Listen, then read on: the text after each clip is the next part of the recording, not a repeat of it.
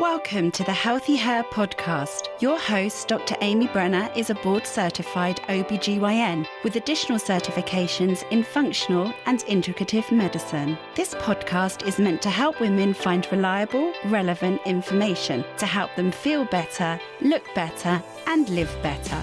Here you will hear in-depth information about hormones, sexual medicine, aesthetics, cosmetic gynecology, and functional medicine.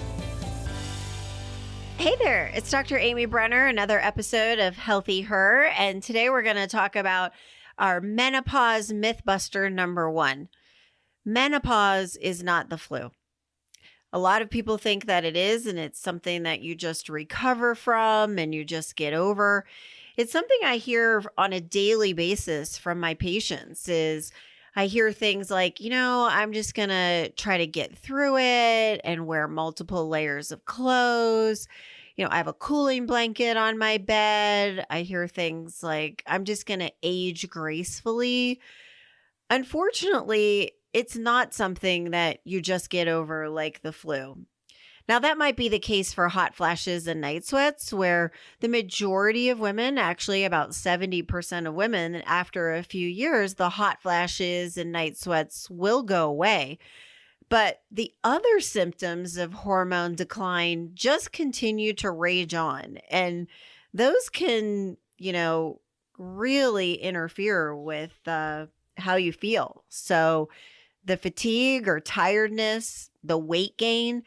If you've ever noticed, women just kind of start getting a little bit bigger, particularly around the midsection as they go through menopause. And estrogen and both testosterone help with how your body processes insulin. And so when those hormones aren't around, your insulin doesn't work as well. So that's one of the reasons why women start to gain weight with menopause.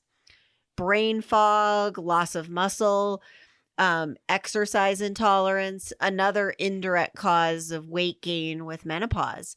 Testosterone really helps maintain muscle mass, and loss of muscle, where that medical term is actually called sarcopenia, is another reason why women start gaining weight with menopause.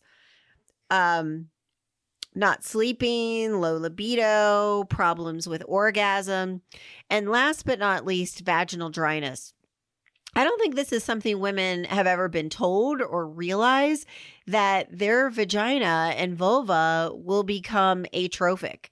Now, a lot of people don't understand what the word atrophic means. And, I hate to use the word shriveled up, but unfortunately, it is something that I do have to use that word with patients because they understand that word over the word vaginal atrophy or atrophic.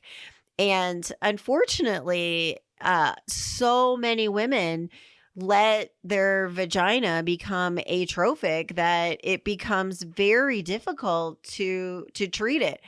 Now, luckily, we have a lot of tools in the toolbox, and that's for another day. But I don't think women realize that when you go through menopause and are without hormones for several years, the vaginal tissue is really responsive to estrogen and testosterone. And when you take it away, that tissue just becomes pale.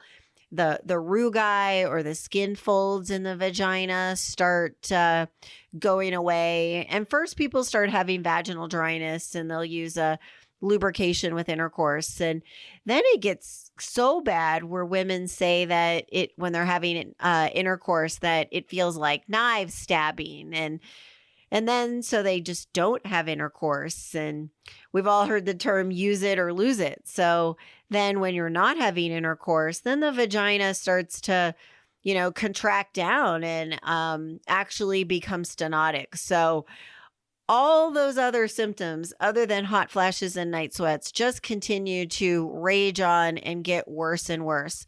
So menopause is not like the flu and something that you just get over and it's all better then. Hope this helped. Talk to you later. Thank you for listening to this episode of HealthiHer. You can find us on Instagram, Facebook, and the web.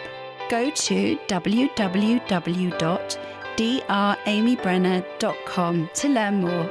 This podcast is for general information only and does not constitute as medical advice, the practice of medicine, nursing, or other healthcare services.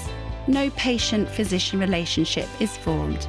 The information in the podcast and any references, material, or links are at the sole discretion of the listener and not meant to be a substitute for professional medical advice, diagnosis, or treatment. Listeners should not delay or disregard obtaining medical advice for any medical issues or diagnoses that they may have, and should seek medical advice from their healthcare provider for any such conditions.